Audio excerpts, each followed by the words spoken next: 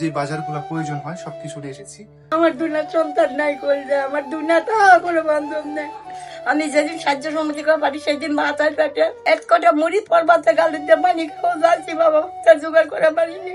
আসসালামু আলাইকুম। আল্লাহ উত্তম পরিকল্পনাকারী, রিজিকের মালিক হচ্ছে আল্লাহ। আল্লাহ যদি রিজিক দেন কেউ আটকায় রাখতে পারবে না। আসেন আপনাদেরকে দেখাই গতদিনে যার অবস্থা ছিল শুধুমাত্র শুকনো মুড়ি এবং পানি দিয়ে ইফতারি করা, তার জন্য দেখেন হাজার হাজার টাকার আজকে আমরা বাজার করতে পেরেছি প্রবাসী আপুদের সহযোগিতায়, প্রবাসী আন্টিদের সহযোগিতায়। এক প্রবাসী আন্টি আমাদেরকে টাকা পাঠায় এবং অনেক ভাইয়েরা আছেন যারা টাকা পাঠান, সে টাকা দিয়ে আমরা এই বাজারটা করতে সক্ষম হয়েছি। মূলত আমরা যেই দাদিকে আপনাদেরকে গতদিনে দেখাইছিলাম, এটা দেখার পর আপনাদের কষ্ট লাগে এবং আমাদেরকে অর্থ পাঠান যাতে করে উনি পুরো রমজান মাসটা সুন্দরভাবে খাইতে পারে। এই জন্য আমরা মাছ, মুরগি, এক বস্তা চাউল, ডিম, তেল, যাবতীয় যে বাজারগুলো প্রয়োজন হয় সবকিছু নিয়ে এসেছি। যেটা পেয়েছি, আরো বাকি আছে অনেক কিছু, সেটা আমরা পরবর্তীতে এনে দিব এই দাদিকে। আপনারা এই দাদির কষ্টটা দেখেছেন, যদি কতটা কষ্ট করে ওনার জীবনযাপন করে। বর্তমানে আপনারা যে ঘরটা দেখতে পাচ্ছেন, এই ভাঙা ঘরটাও ওনার নিজস্ব না। এই ঘরেও উনি, ওনার জায়গা না, ওনার নিজের ঘর এটা না।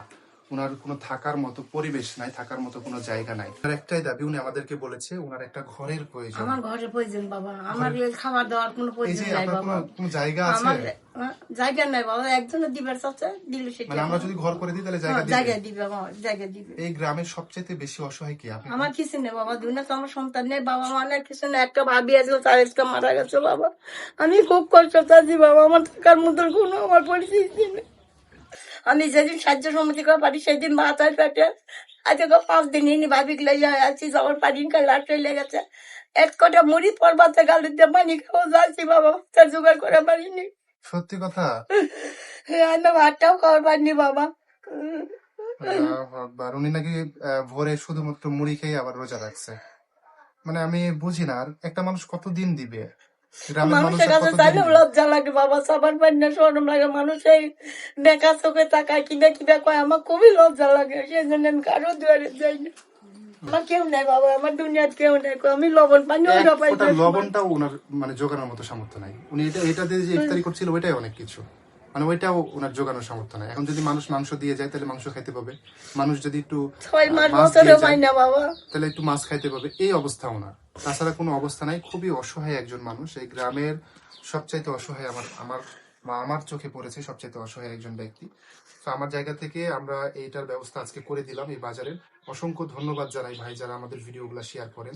আল্লাহ দারাজ করুক, তোমরা পয়সা থাকো শোনা আমার পাশে যেন দাঁড়াবার বড়, আমার যেন মনেও মাটিও দিবার জন্য পারো, দাওয়াত পাইলে পারে আসে মাটি দেওয়া যায় বাবা।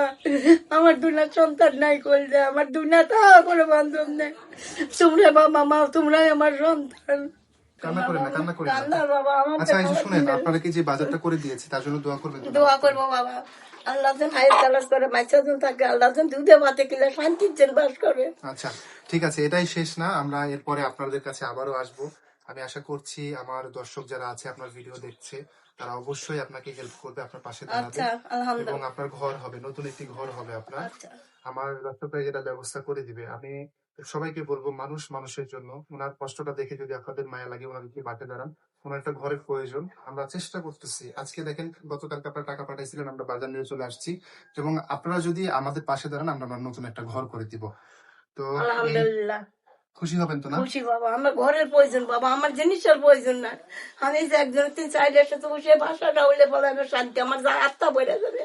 তাই মানে থাকার কোনো ঘরও নাই, কোনো একদমই নাই, নাই। কিছু নাই, খাবারেরও তো সমস্যা, খাবারও তো খাবারও নাই। সমস্যা। প্রতি না যে 5 দিন ওই অসুখ হয়, নিয়ে যাবার পারিনি 5 দিন। আমার ভাতের কোনো সুসত্তর নাই গো। আল্লাহ। ওই এক না টাকা পয়সা ডাক্তারে দিয়ে কিছু নেই। উনি আসলে অনেকটা অসহায় একজন মানুষ, ওনার পাশে দাঁড়ানো আমাদের সকলের উচিত।